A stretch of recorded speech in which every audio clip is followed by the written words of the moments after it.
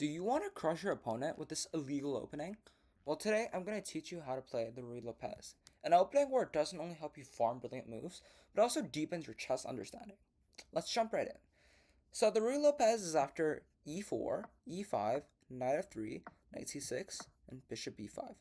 So the plan for white is basically to eliminate the defender of the eliminate the knight, let's say, and then take the e5 pawn. So that's the plan. Well, some people say, "Oh, alien, what if you play bishop c4, attacks f7 after this?" And then, I mean, there are a lot of refutations. I personally love this refutation. It's like a little gambit, but like orthodoxly, we can play like knight a5, just like attacking the bishop, and black is doing pretty well. And at the higher levels, the Italian's kind of boring. So that's why we want to play bishop b5, just attacking the knight. And then normally people would say, oh, a6. They say, oh, take my horse, take my horse. Well, a lot of people say, oh, I'll take it, and then I'll win the pawn. But guess what? Queen e4. You just win the knight and the pawn. That's kind of sad. Let's just say that because after that, your castle's just like destroyed. Your castle, and there's nothing good to say about this. Okay, so after a6, I actually recommend bishop a4. So the only time we can actually take the knight is when the pawn is defended. So in a game I played, he played knight f6. I played d3, and then he played bishop e7. A blunder. Why? Because after takes, now you can take the pawn because the pawn is defended. Because queen d4 here, and then you cannot take the pawn because the pawn is defending it. There's a little pawn chain here. Well, that's a pretty nice thing. Well, I mean, your opponent doesn't really have to like fall for this. And then back here, in most conditions, like in main line today, we're not gonna talk about d3 because d3 kind of leads to boring positions. Here, I actually recommend castling, just like gambiting this pawn. And a lot of your opponent will just like, oh, free pawn, I'll just take it. Well, guess what? It's actually not a free pawn. It's positionally sacrificing. So first of all, we can play like d4 to open up the position. If he's greedy, he's gonna another pawn. He's gonna take it just about seeing. Oh, he's gonna take back with a knight. We actually play rook e1, pinning the knight to the king. So now there are a lot of things. So he can play d5, trying to save the knight, or f5. We're going to talk about d5 first. If d5 is actually a pretty bad move, we can just play like knight takes d4. So there are actually two threats. Let's demonstrate it with like a waste of a move. If he plays like something wasting, okay, let's play here, take the knight. After takes, we win the rook. Okay, that's pretty easy. And there's another threat, so which is this f3, just like pinning the knight to the king, just winning it.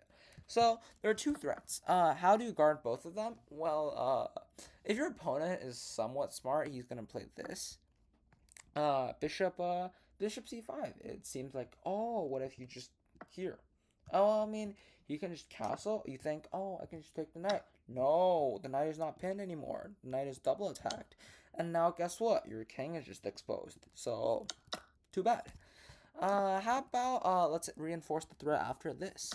Well, this move is actually completely viable. I actually think you can farm two brilliant moves here if you know the theory. So he can play bishop takes check. Now here, please play king f1. Why? Because if you play here, it's not attacking the bishop. It's actually not that good. If he takes the rook, oh, he forgot. Oh no, my queen. It's here. How about this? How about let me think. Oh, how about queen h4? Just like, oh, I escape. Despite this, I'm actually threatening this, and going for checkmate. All these shit. Oh, how's he gonna survive? Well, here in this position, you sacrifice the rook. The rook can be captured in two different ways: with the pawn and with the queen. Taking the queen's actually wrong because we have knight c3, attacking the queen, defending the bishop, attacking this as well. If he plays queen check, we can just take. If he goes back, we can just like check and then win this. This is pretty simple. How about this? How about pawn takes? Well, after a queen sack, I mean it's not a queen sack because you can take back with a knight. After queen takes, it's actually a brilliant move. And after it takes, check. The the best move here is actually a b5, which is kind of unreal. But after takes, and you escape. And now look. Despite we're kind of down development, we got two pieces for the rook. These pawns look very very ugly. These pawns, so I would rather not have them. So I feel like it's gonna be an interesting game, but personally, I would recommend the next line that we demonstrated here. In fact, after bishop c5, I actually recommend bishop taking check. After that, now you can play f3 because in the previous condition we have a knight, and I mean, let's say he castles away, we can just like take, yeah, and then we just got the knight secured. And you're basically up a piece for the whole game. You can target this weakness later onwards. And I feel like white is doing very well here. It's better than the previous example. Stockfish evaluates the previous example as 1.0, while this one is 1.44, which is mathematically better. Uh, Going back to the position, now we know that d5 is actually wrong. Well, how about f5? How about, well, we can always just like take. Well, I mean, there's like a threat basically. Let's say if queen f6, take. Now f3. We're basically reinforcing that threat that the knight is pinned. So basically that's basically like game over. That's basically. Uh, let's take a few moves back. So the only way to save this position is basically, oh, how about we trade everything, like something like this. Well, it's actually still pretty bad because let's say if he plays, oh, I can just block the pin. Too bad, you just blundered a pawn, and then your king side is basically crippled. How about blocking with the queen? It seems very very logical. Well, a lot of people would say, oh, I can still play f3 because it's pinning down. Well, I mean, after b5 here, and then bishop b7, I mean, it's okay, you're winning this, but I feel like there's a better winning line. So in this position, rather than playing f3, we actually play knight. We actually play knight c3 here, just pressuring the knight. Pressure this to this. Okay, so why is this really good? Well, first of all, let's say if we waste a move here, take, and then we're trying to win the queen. Basically, that's basically the big plan. Let's call it. Well, I mean, your opponent is probably in possession of a brain. Let's just phrase it this way. So he's probably not gonna allow that to happen. So, well, I mean, what can you really do? Like, it's really hard for black to like come up with a game plan. So there's a little tricky move. I feel this is it's offering a queen trade basically. I mean, like after take, you can still play this. I like this really like cheeky move. Knight takes knight. You're just sacrificing the queen. Uh, your greedy opponent will probably say, "Oh, what if I just take the queen?" Too bad. Checkmate. This is a nice little checkmate. The king is just like checkmated. It's surrounded by all of his pieces. Even if that didn't happen, we can go here, check. You cannot go here because it's pinned. Uh, you cannot go. I mean, like if you go here, we can play like here. We can play queen b4. It seems that our queen is under attack, but actually not. It's pinned, and we can just win the queen on the next move. After takes, if we block with the bishop, then we can play bishop d2, a very quiet move. Well, guess what? Your opponent's just stuck. So, first of all, you cannot play b5 because the rook is hanging in the corner. You cannot play the d pawn because the d pawn's pinned. The c pawn doesn't really do anything, and if you castle, you just lose the bishop. I mean, like, he can try, oh, what if I do this? I mean, king h1. What are you gonna do? Yeah, so basically you're forcing your opponent to like do something. And the best move, guess what? It's this. It's queen d8. Now you can just stockpile the pressure on the king. I mean, like it's really really hard for black to play right now. His pieces are just like stuck together, and I feel like it's very very advantageous for white. Like the engine line goes c5, and then we can go like bishop c3, just like attacking this. And then we don't like engine suggests the rook a7 for some reason. Uh but like you can just like take the queen. It's really hard because like the queen is also supposed to guard the bishop. If he goes here then sorry. If he goes here, then there's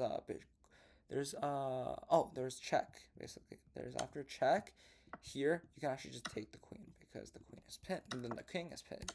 Uh okay, now let's go back. So if you play f5 or if you just take the pawn, you lose basically. Let's just take it this way.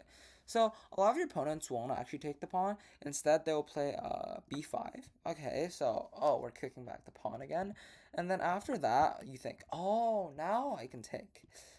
Is that the case? No, it's not the case. So first of all, you can still play this rook e1. If you play this, it's this same kind of winning idea. It's first of all, you play this. It's a bishop move. It pins this and this. It's kind of like a little fork. The best move here is bishop e7. If you don't do anything, you can play like here, knight takes d7, and now you're starting f3, and you can't take the pony because the pony is pinned to the rook. So that's one of the first lines. If you play d5, there's like this really unreal move, knight c3. Brilliant move. What's the point of this? Because if you take here, guess what? It's a forky fourth pork. So the knight is pinned to the rook, and then this knight is pinned to the king. So it's a pin after a pin. So I mean, like, you can't save both knights. So there's an attempt. He tries. I'll just defend the knight. Even if I sack this, he's probably gonna take. We don't take. We go for a fried liver right now. Now your opponent just like stuck because the best move here, you cannot really stop this because if you try stopping like this, bang, you win. If you try like this, bang, you win. The queen is pinned again. So it's if you place this, it's basically like unguardable because the purpose the move the why bishop b7 d7 is kind of bad because it blocks the queen's vision. So yeah, so I feel like in this position it's resignable for black. The best move is here, and then you can just like go here, and after like queen b8, we can just like rook takes e4, and then everything's like on fire basically. Yeah, so that's one of the little lines here. So basically, the open variation is kind of tricky. I don't feel like white is gonna survive a lot in this variation. So a lot of high level players would actually play bishop e7. This is called closed variation, and then we will play here rook e1, just guarding the pawn.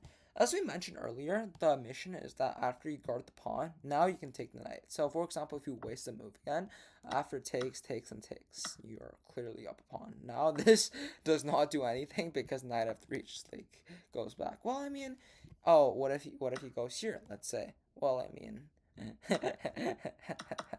yeah, so that's like a very useful thing to know. So after this, after bishop e7, rook e1, your opponent should probably play b5, and then after bishop here, your opponent would normally castle, and now we go c3. C3 is like a little branching point. Basically, first of all, it does a lot of moves. It prepares d4, and then it provides a little home for the bishop. Because if you play like knight a5 right now, now you can just like play here. And now the pawn is under attack. So that's like a pretty useful thing to note. And then after c3, there are two main options. One is d6, the main line. And also there's d5, the Marshall Gambit. So let's talk about d6. D6, you actually have a very clear game plan. First of all, you want to play h3. H3 prevents the bishop from landing here because you want to play d4. Let's say, what if you say, what if I just play d4 right now? Well, too bad. Now there's bishop g4. And the center is kind of destabilized because let's say, let's just play like a development move. Let's play like a3. Oh, well, guess what? Bishop takes, and takes. You're basically losing. I mean, like, and if you take like this, you basically got your king exposed, your pawn structure is ruined. That's pretty bad. So you want to play a prophylactic move, h3, to prevent that, so you can play d4. So the game normally goes like rook e8 here, and then probably like bishop b7, like your typical reroute. And now there's some options here. We can play like bishop g5, just pinning. If he like counterpins, we can go here. Yeah, and then how about this knight? The knight is kind of like obstructed. So let's say if you play knight a5 here, Let's just demonstrate how the knight goes. So basically, if he goes back here, here, here, here, here. Now your knight is set up in a very optimal position because it can jump to this outpost potentially. Let's say, oh, here. If you jump here, here, here, and you have a pretty clear attack. So in a mainline position, you want to move your knight here, and then, yeah, sorry. And if you want to move your knight here to like generate attacking chances, and then after that, you want to, let's say here, here, here, and now we basically want to generate attack on the using the G file basically, and then oh sorry, not like that. Like your bishop will be trapped. I mean, like we can play something like here, here, here, and then we can try to break through with this with these pawns on the Ruy Lopez. So this is like a pretty useful thing to know. Uh, back here, White does not have to play d6. He can play the trick in Marshall Gambit. The Marshall Gambit was played in 1918 against Jose Raul Capablanca and Frank Marshall. Frank Marshall invented it, of course. So after takes, it seems like White can win a pawn, like this. In fact, White can actually win a pawn. Objectively, it's okay. And then, but the thing, why the Gambit exists is because that he wants to use the double snipers to attack the king. Sorry. After that, it like here for example, and now you're just banking on these pieces. These pieces are pretty bad. So normally we'll play d4 after here, here, queen h4. Now you see there's like a pretty obvious threat. If you try to block out h3, it's actually wrong because takes, and then this is kind of unguardable. The right move is g3 after here, here. I mean, like, we really want to trade the queens off. So, for example, the best move here is, let's say, like, bishop d7. Sorry. Yeah, bishop d7. And then after here, if he trades queens, too bad. You're just up a pawn right now. And despite that, you have a lot of, like, light squared weaknesses. I feel like it's good compensation for the pawn. You normally want to keep the bishop pair. You want to get the knight out somehow. And then you would have a pretty comfortable game. Yeah, so this marks the a6 part of the Ruy Lopez. There is another part of it. It's called the Berlin defense, castles. I mean, like, this is kind of like similar to this after knight takes e4. In this position, you can play d4, takes. No, you can play takes, rook e1, d5. And then after knight takes d4, there's like a pretty known like endgame. I mean, like after this, it basically goes back to like a similar position in the Berlin. The Berlin is used by Kramnik a lot to like draw against Garry Kasparov. It's like a pretty nice little drawing weapon, but I mean, like objectively, it's not as good as the a6 Ruy Lopez. So here's another variation where black goes here. Bishop c5. I mean, you can just castle. If he plays this, we have a nice little sacrifice. Takes, and a little fork in the center of the board. And there's a lot of sidelines. We also have this. It looks it looks like this. It's like it's like double knights. After even if you take, you lose the bishop pair and the pawn is still guarded. So there are a lot of lines, but in general, let's put it on demonstration. You really want to castle kingside, and then no matter what he does, play here, rook e1, and now c3 d4. Make sure to play the prophylaxis h3 when you see the bishop is open to like pin the knight. Some traps. I remember there's like a nice little cheeky trap in this one. He can actually play d6. This is now if you castle after bishop here, you think, oh, my knight is pinned. I'll play the prophylaxis or like the move, and then after that you can play h5, and then if you take the bishop, oh no, too bad because the king is coming in. Let's say if he plays here. And now this is kind of unguardable. If you play like here, now checkmate is basically like unavoidable. The only way to move is this, and then checkmate is unguardable. So make sure to like know how to counter it. So never take the bishop. In fact, you can play like d4 after like takes. You can play like here check take, and then h takes g4 here. Why? Because after this, you actually have knight h2, blocking your. You can play. You can play like. Yeah, you can play knight h2 because after this, it doesn't do anything because of bishop f4. Your bishop is open up, or you can just like block it like what I said here. It's okay because it blocks the queen's path this way. So, this is basically the Ruy Lopez. I hope you enjoy the video and learn something from it. Subscribe to the channel. Thank you so much.